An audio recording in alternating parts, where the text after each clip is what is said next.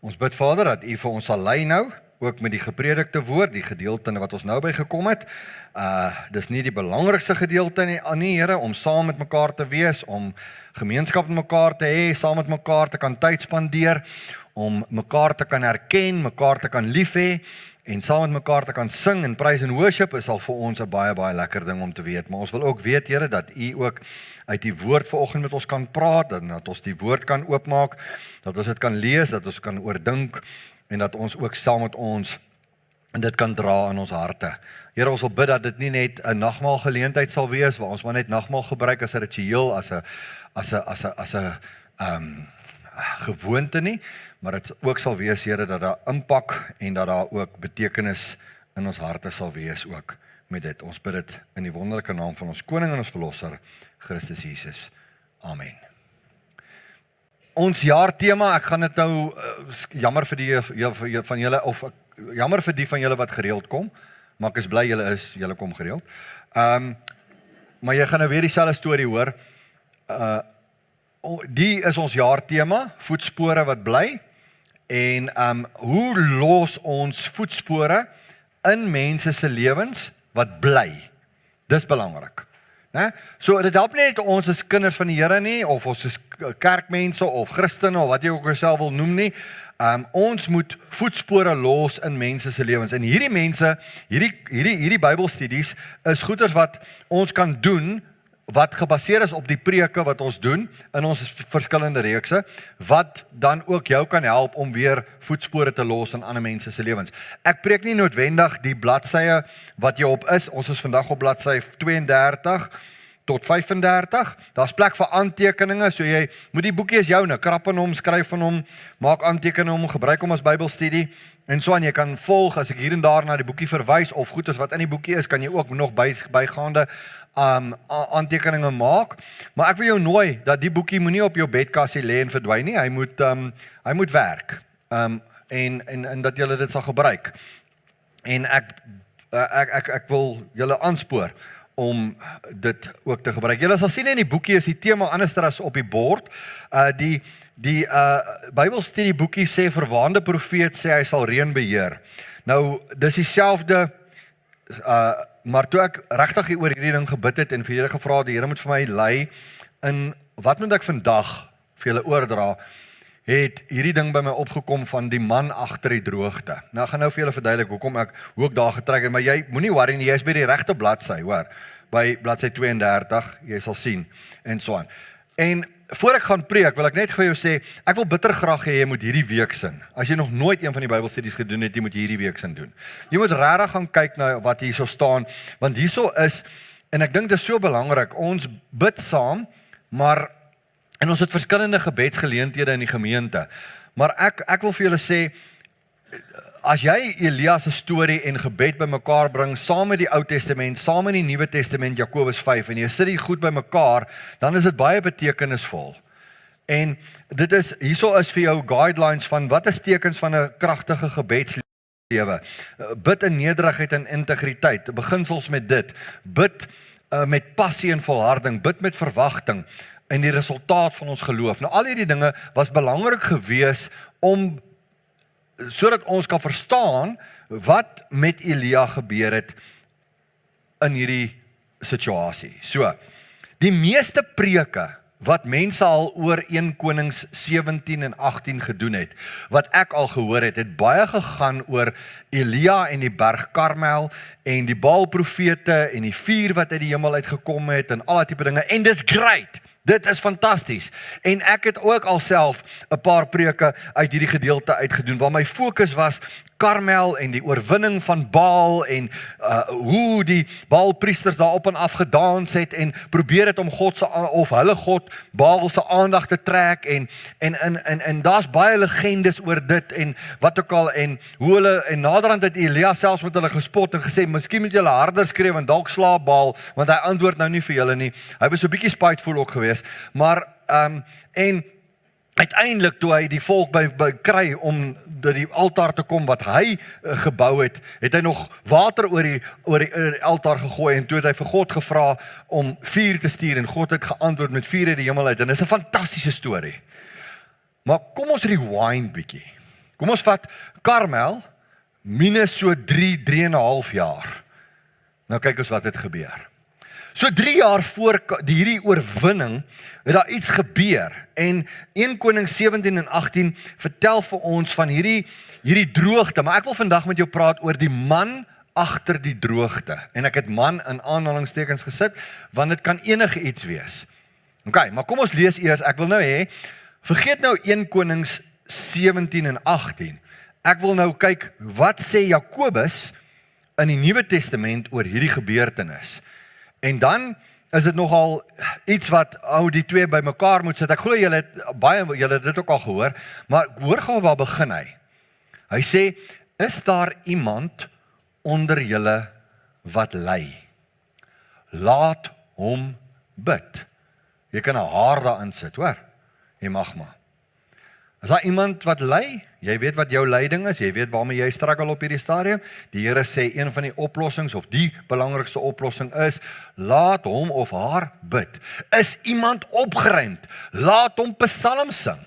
Is daar iemand siek onder julle? Laat hom die ouderlinge van die gemeente inroep en laat hulle oor hom bid, nadat hulle hom in die naam van die Here met olie gesalf het.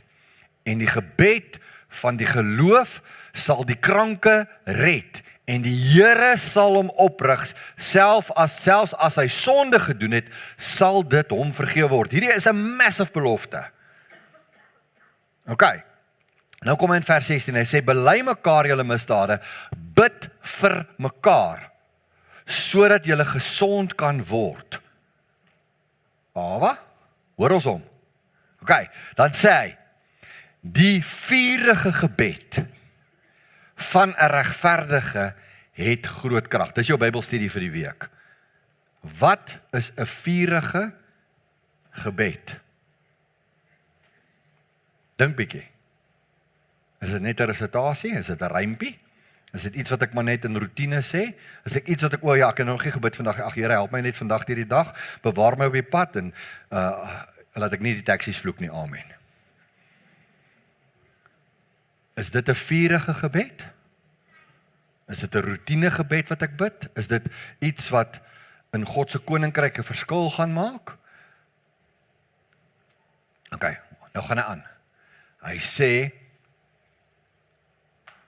die vurige gebed van 'n regverdige het groot krag. Hoor waarmee hy vergelyk dit. Hy sê, en Elia, dis belangrik dat jy die konteks sien, waarin word dit geskryf?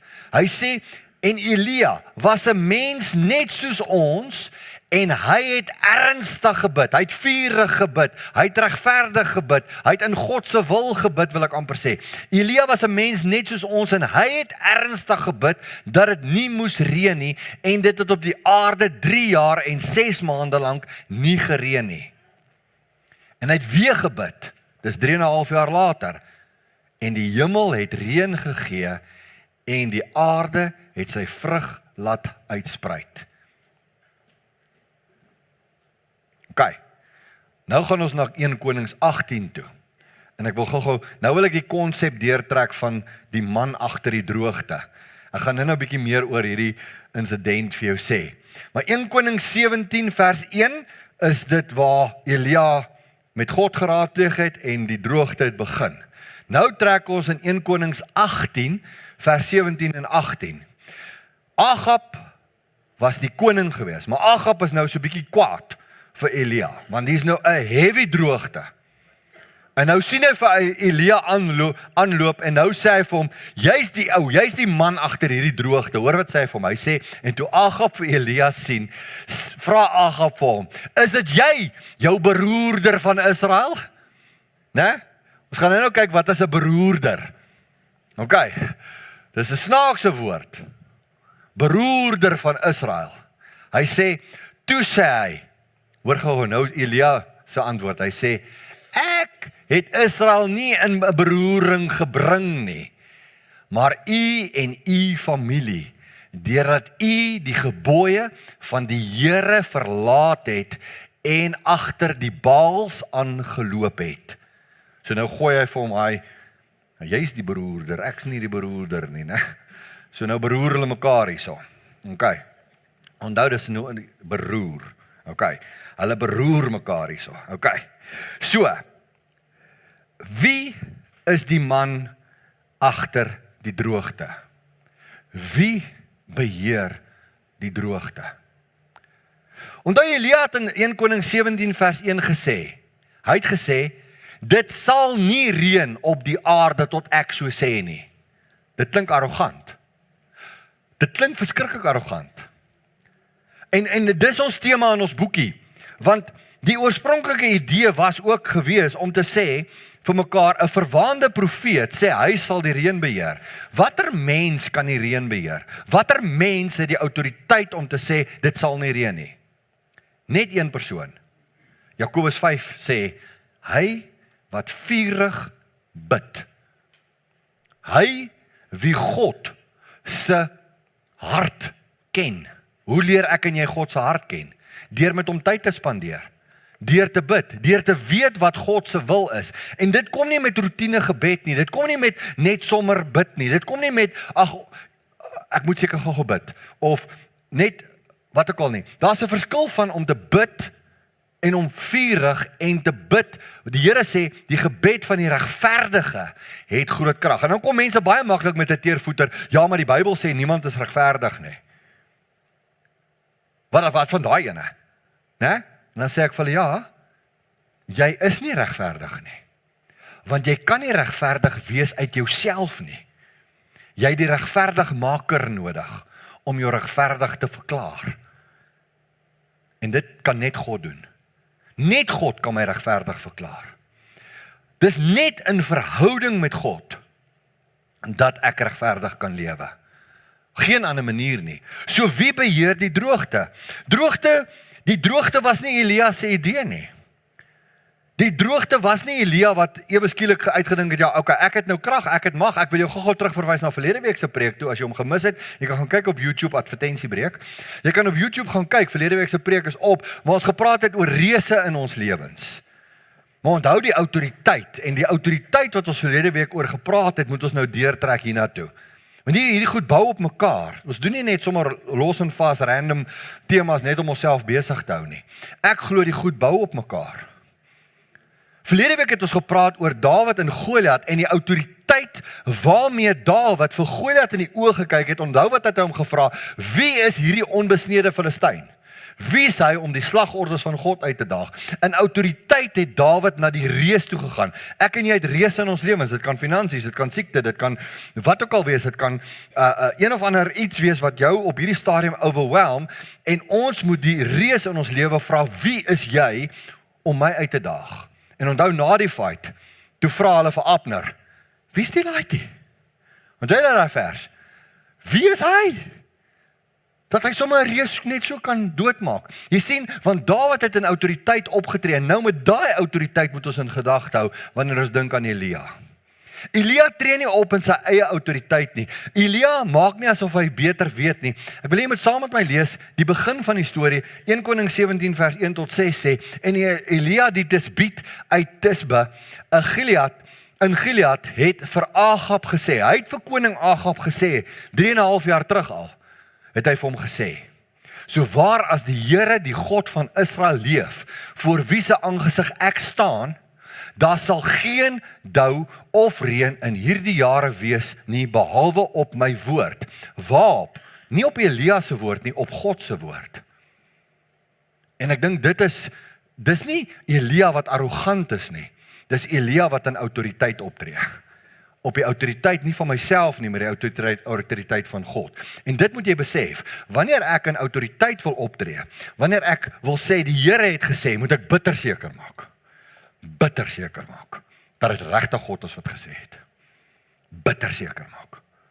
Want ek kan nie op my eie autoriteit kom en sê, so en so en so nie. Elia, ek gaan nou vir jou wys hoekom ek sê, Elia het in God se autoriteit opgetree. Kom ons lees net eers die storie klaar. Hy sê, toe kom die woord van die Here tot hom en sê, gaan hier vandaan weg en draai jou na die ooste toe en steek jou weg by die spruitkrit wat oos van die Jordaan is. En jy moet uit die spruit drink en ek het aan die kraaie bevel gegee om jou daar te onderhou.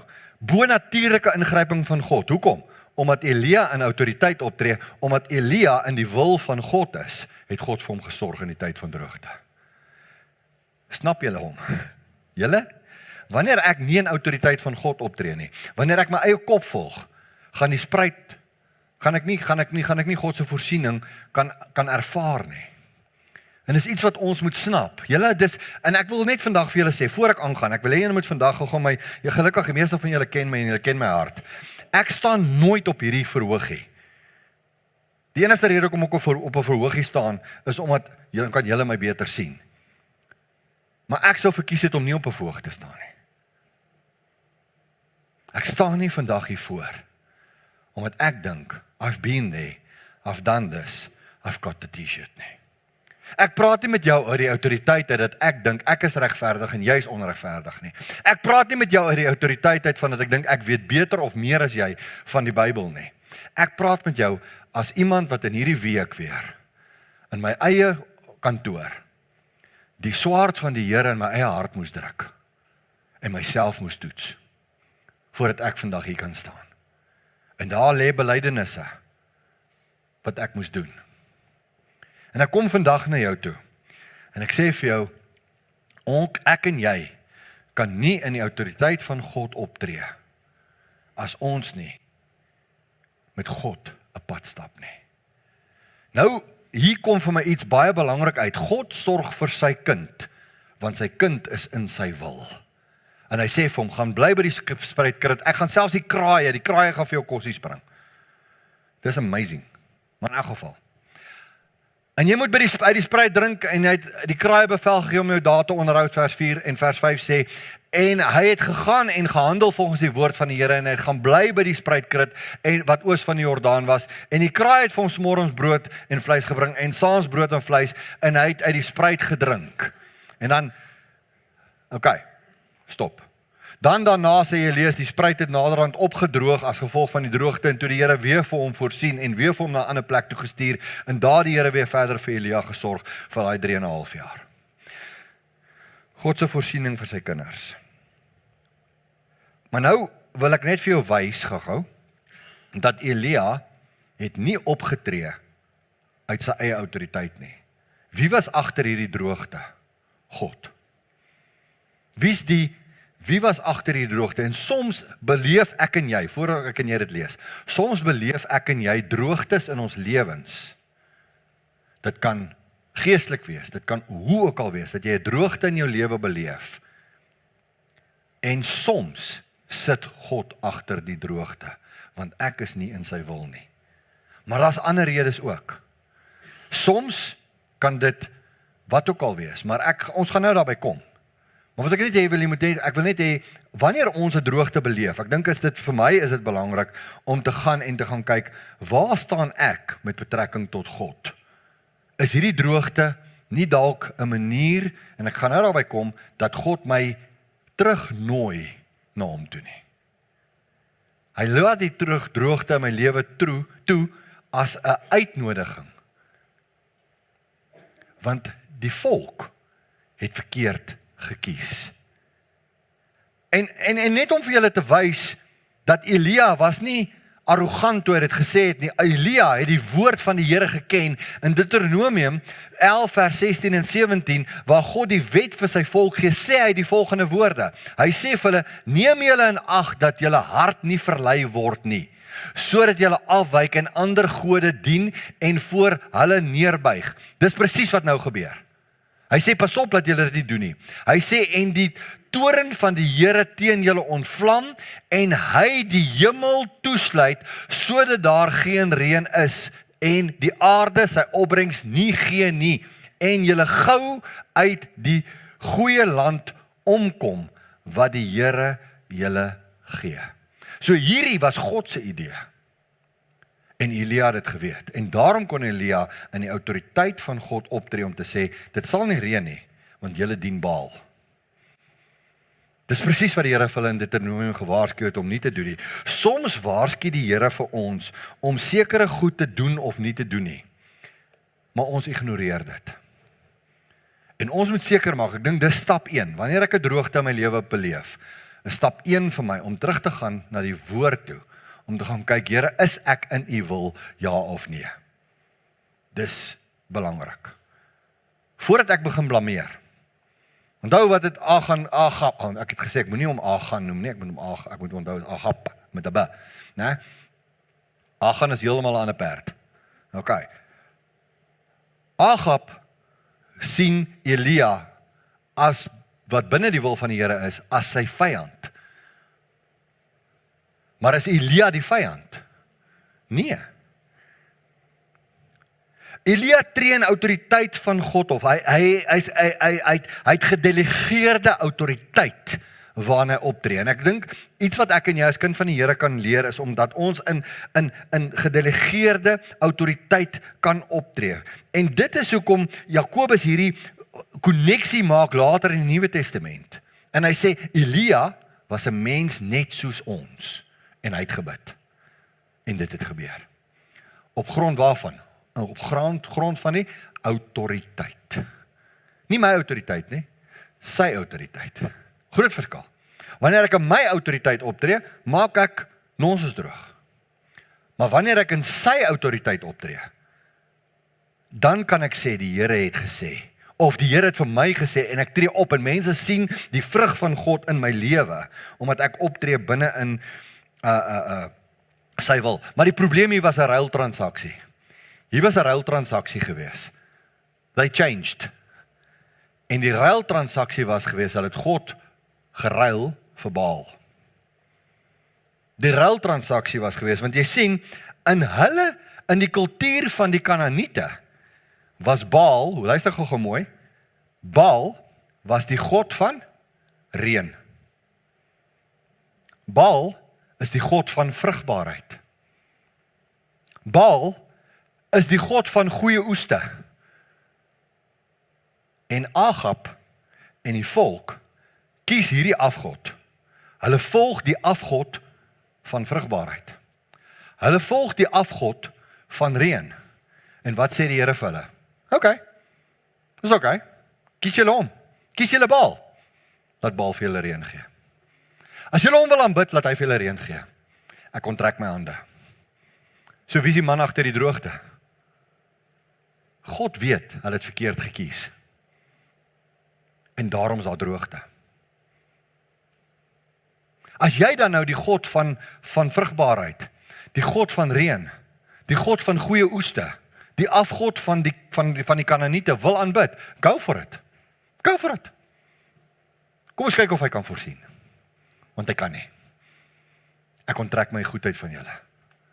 En dan kom daar droogte in my lewe, want ek is besig om op ander goeders meer te vertrou as op God. En wie sit dan eintlik agter die droogte? Nie God nie, ek. Jo, nou raak hy eina. Nou raak het seer. Want jy sien, ons is so goed met blame shifting. Ons is so goed, van die begin af wat Adam en Eva het met mekaar gebleem. Toe die pop onder die vensterrak daar in die tuin van Eden, toe blameer Adam vir Eva en Eva blameer die slang en die slang het nie 'n voet om op te staan nie, julle ken die hele storie. Want jy sien, Adam het op 'n stadium gekom en hy sê, dis nie ek nie, hoor gou hierso, dis die vrou wat u vir my gegee het. So, Eva, God, sort julle dit uit, ek sê die kant. Want dis van die begin af is dit ons probleem, ons blame.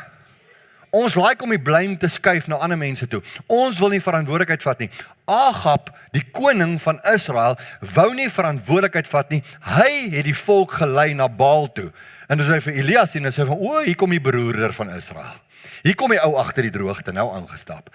Wat sê jy, Pieter? Nee. Terwyl Agab, die koning, wat eintlik verantwoordelik was vir die misleiding na Baal toe, moes al 10 vingers na homself toe gewys het. Maar nou blameer hy. Nou maak hy wat Adam en Eva van die begin af gemaak het. Dis nie ek nie. En Eva sê, oh, nee, wow, is okay, ek is die slang.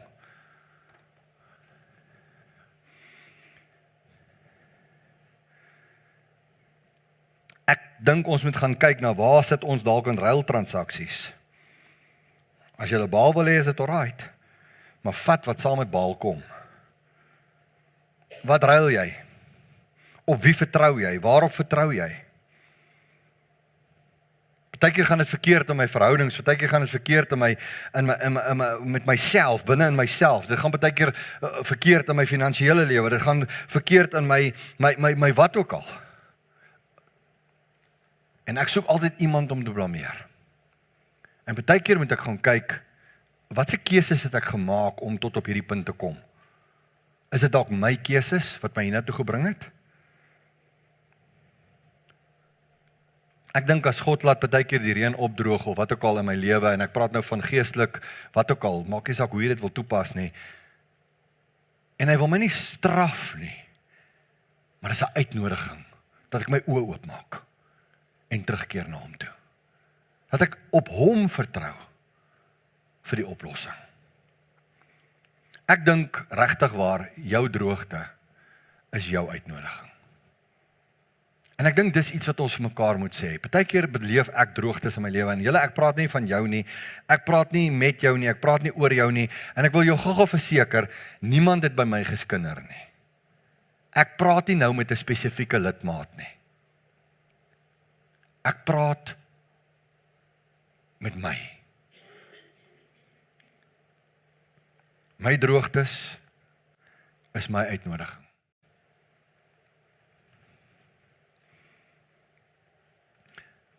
Elia moes die volk terugroep na reality toe.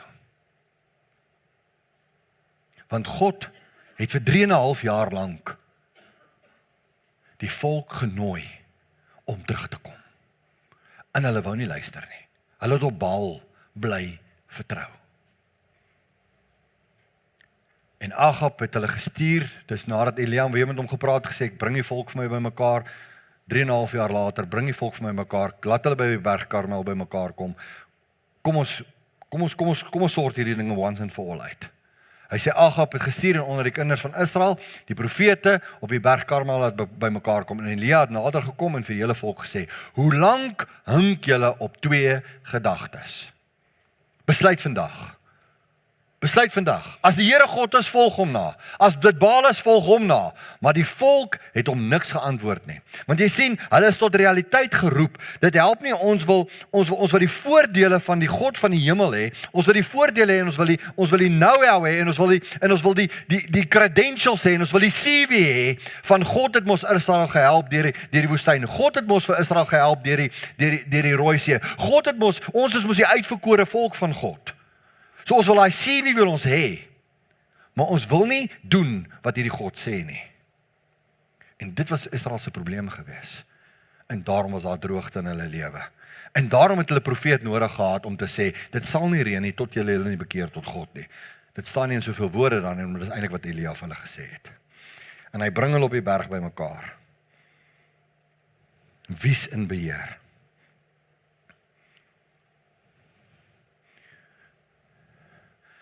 Hierdie beroerder van Israel, dit is nogal iets wat my laat dink het. Wat is 'n beroerder? Is dit nou die trappe van vergelyking, het gaan beroerder, beroerdste, of wat is dit nou? 'n beroerder hierso is iemand wat, kan ek dit maar in Afrikaans sê, iemand wat stir. Nou verstaan jy wat beteken 'n beroerder. So eintlik streng gesproke, toe Elia so aangeloop kom, die oorspronklike betekenis uit die Hebreëus uit sê, dit is 'n troublemaker. Iemand wat moeilikheid veroorsaak, 'n beroerder. So as hy aangeloop kom, dan kom Elia aangeloop en sê Agab vir hom, stirrer. Is jy die stirrer? 'n Stirrer is nie daai ding wat jy in jou koffie sit nie, né?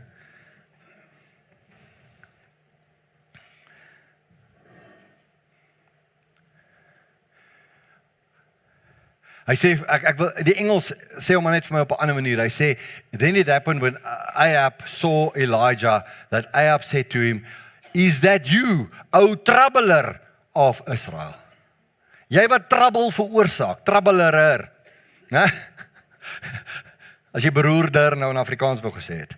Jy maak baie moeilikheid jy, né? Beroerder. Jy laat dit met ons beroerd gaan, né? Dalk is dit so iets.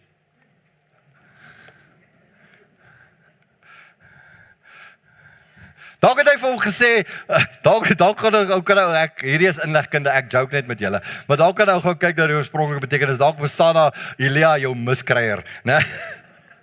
Nee.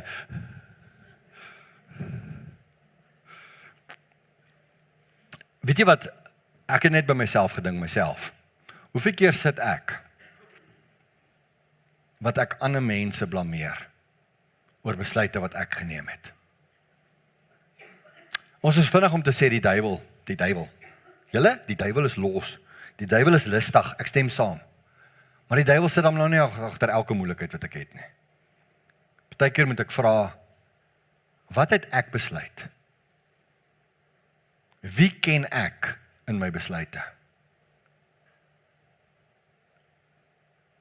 Wie is die genuine beroerder van my besluite? En partykeer, I must look to the inside.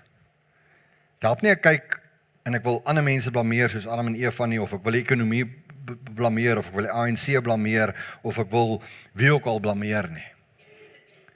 Partykeer moet ek binnekant toe kyk. As ek 'n geestelike droogte in my lewe het, kan ek dalk vra, as ek my eie hart toets, dalk sit jy net 'n een of ander geestelike droogte in jou lewe. Dan kan jy vir jouself vra, het ek my siel gevoed met God se woord? Nee. Ja, dis die laaste dae en die Bybel sê mense gaan maar afvallig raak. Dis 'n simpel verskoning, sorry. Ons word nie geroep om saam met die laaste dae se mense te verval en God nie te raadpleeg nie. Ons moet van beter weet. As ek 'n geestelike droogte beleef, is die regte vraag om te vra, het ek my siel gevoed met God se woord? As ek een of ander emosionele droogte beleef, moet ek sê, het ek verantwoordelike besluite geneem? As ek 'n finansiële tipe van 'n droogte in my lewe beleef, moet ek ook vir myself vra, het ek die regte besluite geneem? As my verhouding skade ly, moet ek vra, het ek opgedaag? Het ek vergewe? Wat miskien moet ons vra, Here, waarop vertrou ons as gemeente? 'n Gemeente kan baie maklik op programme begin vertrou en op rituele in plaas van op God te vertrou. Miskien moet ons as gemeente daai vraag vanoggend vra voor ons nagmaal gebruik. Is ons program driven of is ons Holy Spirit driven in ons gemeente? Ja, maar die ouderlinge kom seker nie genoeg by mekaar nie. Ek dink nie die ouderlinge bid genoeg nie. Ek dink nie die ouderlinge lei mooi nie. Ek dink nie Marius is 'n goeie leier nie. Ek dink nie dit nie, ek dink nie dat nie. Ouens, lidmaatskap beteken ek is verantwoordelik. Nie, hulle is verantwoordelik nie. Ek is verantwoordelik. Dit beteken, waar ook al jy inskakel, is jy saam verantwoordelik. Maar ek wil afsluit deur vir jou te sê, wie bring die reën terug? Die ouens wat lank baie kerk toe kom, julle weet, is nou nog so 10 minute, né? Okay, as ek sê, ek sluit nou af. Okay, net laat julle die time reg het. Wie bring die reën terug? Dis God wat die reën terugbring. Dis God wat die reën wegvat, maar dis ook God wat die reën terugbring. En dis iets wat ek en jy moet snap. Hy is in beheer. Elia, in autoriteit van God, het weer gebid na 3,5 jaar. En in geloof het hy gevra, is daar al wolke? Jy gaan nie na 'n dag van gebed toe vir reën sonder 'n sambreel nie. It's in your hands. Dis in jou hande. Hoe glo jy? En nou moet jy Jakobus 5 gaan bestudeer. Nou moet jy Jakobus 5 hierby intrek. Want die gebed van die regverdige het veel krag, maar ek moet bid met geloof. Ek moet bid en dis waar jy Jakobus 5 se Bybelstudie moet doen. Dis hoekom jy jou boekie moet saamvat en jy moet hierdie week moet jy deur hierdie bladsye gaan wat ons nou behandel het van bladsy 32 tot 34, bladsy 35 is net aantekeninge. Dis nie so baie nie. Maar jy moet gaan kyk. Want jy sien, toe hy gebid het, toe sê hy, gaan gou hardloop gaan kyk. Toe kom die diensknegt toe sê nee, daar's nog niks. Toe sê hy nee. Die Here gaan voorsien. Gaan kyk weer. Toe kom hy weer terug, toe sê hy, ja, daar's 'n wolkie maar so groot soos 'n man se hand. Toe sê Elia, julle beter cover kry, papa, hier kom reën. Julle moet cover kry. Die Here gaan voorsien. Soms het ons net daai bietjie geloof nodig. Daai vertroue om te sê die Here sal voorsien. Ek vertrou hom. Waartoe gaan jy nou? Wat is nou jou grootste krisis? Oor wie of wat is jy nou die meeste bekommerd? Julle, ons het siek mense in ons kerk. Ons het siek mense in ons gemeente. Verskriklik siek. Daar's 'n paar manne oor wie ek verskriklik bekommerd is. Maar Here gee vir ons die geloof om te kan sê, die Here sal voorsien. Al is daar 'n wolk soos 'n man se hand, God sal voorsien. Jy sien, want die herstel het gekom op Karmel. Want Elia het die regte wy gevolg. Nommer 1, hy het die altaar van God herstel. Nommer 2, nadat hy die altaar herstel het, het God die vuur herstel. Dit kom van God af. En die reën of die seën het daarna gevolg. Ons wil die eerste 2 stappe skiep. Here gee reën, Here genees, Here help, Here beskerm, Here wees met 'n hawe, Here help laat ons groei, help ons se impak, en ons kan die mooiste gebede bid, met die mooiste oortuigings in ons harte. Maar ek wil sê, een van die goed wat ek dink wat uiters belangrik is ons moet by die eerste punt kom en sê, Here, hoe lyk die altaar? Want die altaar was leeg in 3,5 jaar. En daarom het God sy hand toegemaak. So wie's agter die droogte? Ek en jy moet antwoord. Here, moet ek nie dalk die altaar aan my lewe herstel nie, sodat U die vuur kan gee, sodat die reën of die seën kan terugkom nie. Here, herstel my op my plek. Sit my terug waar ek hoort. Help my dat ek my plek inneem, dat U regmatige plek inneem. En julle, dan, as jy daai gebed gebid het, Here gee my en help my om die plek te herstel, om die altaar te herstel, dan kan jy met hierdie Bybelstudie aangaan. En dis hoekom ek vandag besluit het, ek moet hom eerder so preek, sodat ons die altaar kan herstel, sodat ek die Bybelstudie beter kan doen. Dat ek kan sien hoe ek Jakobus 5 gaan terugbring by 1 Koning 17 en 18. Want ek dink Jakobus het dit vasgevat en raakgevat. Die vraag is, waarom is daar droogte in my lewe? Wie veroorsaak die droogte in my lewe? Maar saam met dit moet ek vra, Here, wie is en neem die eerste plek in my lewe? As dit Baal is, dien hom, maar vat die konsekwensies. As dit God is, doen hom met jou hele hart. Herstel die altaar in jou lewe en God sal die vuur gee. Dis waar dit gaan. En die seën volg daarop. We want to skip a few stages sometimes. Ons wil net die seën van die Here hê, maar ons wil nie die verantwoordelikheid daar saamvat nie. En dis belangrik dat ons dit vir mekaar sê. Ek wil jy moet nou jou hart stil maak, jy moet nou rustig raak. Ons gaan nou nagmaal gebruik. Maar voor ons daarby kom, wil ek hê dat jy rustig en kalm in jou hart moet wees. En jy moet gou-gou 'n oomblik met die Here praat. Hierdie is personal. Dis nie iets wat iemand anderster vir jou of namens jou kan besluit nie. Ek het jou nie gejudge vandag nie. Ek praat eers met myself. En die vraag wat ek vir myself vra vanoggend is, Here, is U nommer 1 in my lewe? Het ek die altaar herstel? Wat is daar wat tussen my en U staan? Want jy sien, ek wil vanoggend nagmaal gebruik. En ek wil U met vrymoedigheid dien.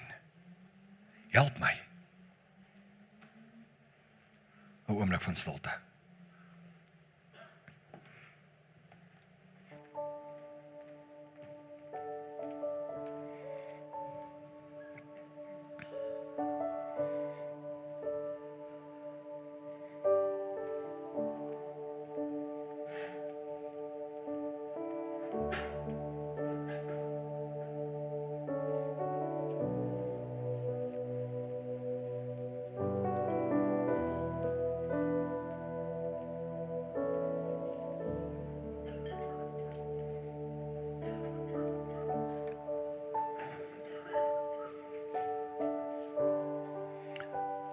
Terwyl die nagmaal uitgedeel word, wil ek vir jou 'n storie vertel.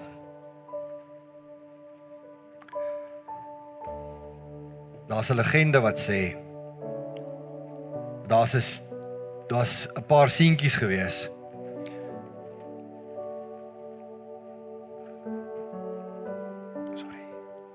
Daar's 'n paar seentjies gewees wat op 'n stadium na 'n wyse oom toe gegaan het, 'n slim oom, met 'n voeltjie agter hulle rug. Die voeltjie het gelewe. Maar hulle het vir die oom gesê, oom, as jy 'n profeet is, as jy sê jy slim, en jy weet, is die voeltjie agter ons rug lewendig of dood? En hulle het voor die tyd besluit, as die oom sê die voeltjie is lewendig, gaan hulle hom dooddruk. As die oom sê die voeltjie is dood, gaan hulle hom laat vlieg. So hoe ook al, hierdie wyse man sou verloor. En hulle het gestaan met die voeltjie agter hulle rug. En hulle vra die vraag vir die slim oom. En die oom se antwoord was, die keuse is in julle hande. As ek na vanoggend se woord kyk, dan gaan dit nie oor my nie. Dit gaan nie oor wat ook al nie. Dit gaan oor die keuse is in die volk se hande gewees. En die keuses het 'n droogte veroorsaak. Maar die keuse om terug te kom en die God van die hemel te aanbid, het ook in hulle hande gelê. En op Karmel het hulle die regte besluit geneem. En die keuse was weer in hulle hande. En God het oorwinning gegee. So voor ons nagmaal gebruik, wil ek wil vir jou sê, die nagmaal behoort nie aan 'n Hawa familiekerk nie. Dis 'n instelling van Jesus. Jesus het dit ingestel. En ek lees in die Bybel 1 Korintiërs 11, kan jy saam met my gaan lees as jy wil, van vers 23 af. Sê in die nag wat Jesus verraai is, het hy brood gevat. En onthou wie was om hom aan die tafel. Almal wat daai nag sou weghardloop.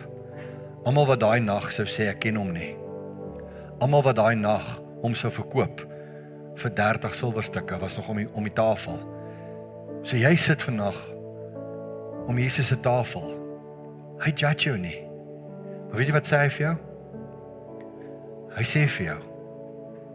Hy sê hy het die brood gevat en hy het dit gebreek. En hy het gesê, eet. Dis my liggaam. Hierso Judas. Hierso Petrus. Hierso Simon. Hierso Matteus. Hierso Andreas. Elkeen van hulle. Filippus, Thomas, elkeen van julle, hierso. Uit my hande uit vir jou. Hier is die brood. Eet dit. Dis my liggaam wat vir jou gebreek word. Kom ons dank hom terwyl ons hierdie broodjie eet, om vir hom te sê dankie dat u liggaam vir my gebreek is, maak nie saak wie ek is nie.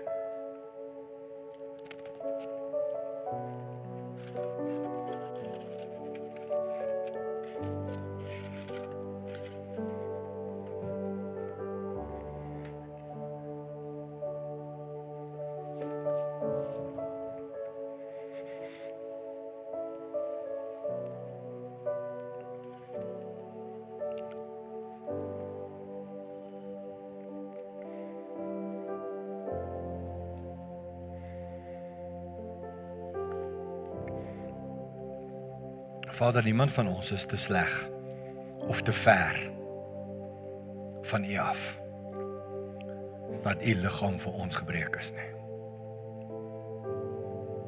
Niemand van ons het al te veel sonde gedoen dat u nie vir ons kan sterf nie. Dat u ons nie kan vergewe nie. Dat u ons nie kan nader trek nie. Niks wat ons kan doen kan ons skei van die liefde van God nie. Dis tog die woord wat dit sê. Ek kom vandag na U toe, Here, in belydenis, namens myself.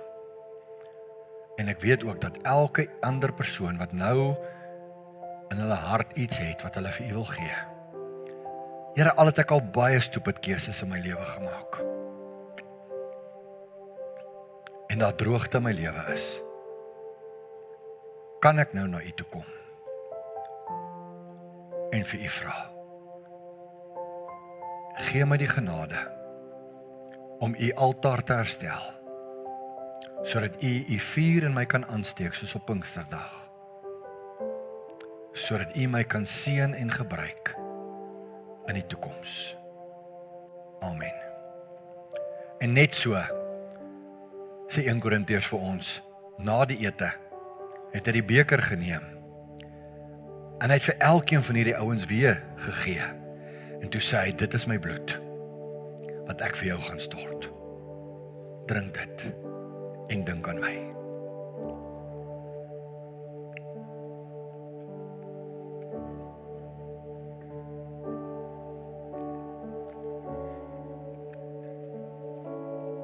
Ons dankie Vader vir die bloed van Christus Jesus, wat ons skoon maak, wat ons was, die enigste middel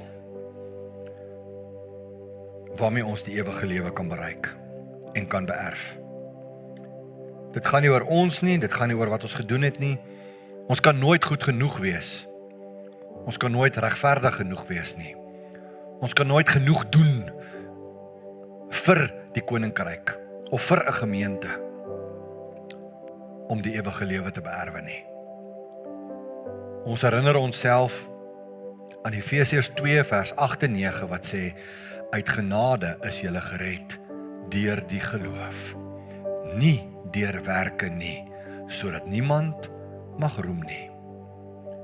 Ek kom na U toe, Here, omdat ek weet, dis nie deur ons nie, dis nie deur 'n mens nie, maar dit is net deur die bloed van Christus aan die kruis van Golgotha, wat ons die genade het om bloedgewaste kinders van die Here te wees. Help ons ook, Here, om dit nie vanselfsprekend te aanvaar nie, maar dat ons die krag en die mag van U bloed sal nie net besef nie, maar dit sal eer deur dit te leef. Om te leef soos 'n verloste. Help ons daartoe. Dankie vir U bloed, dankie vir die nagmaal om ons te herinner. Dankie Vader, in Jesus se wonderlike naam. Amen. Ontvang die seën van die Here. Gaan in sy vrede. Die genade van ons Here Jesus Christus, die liefde van God ons Vader, die gemeenskap, die inwoning en die vuur van die Gees van God in elkeen van ons harte. Amen.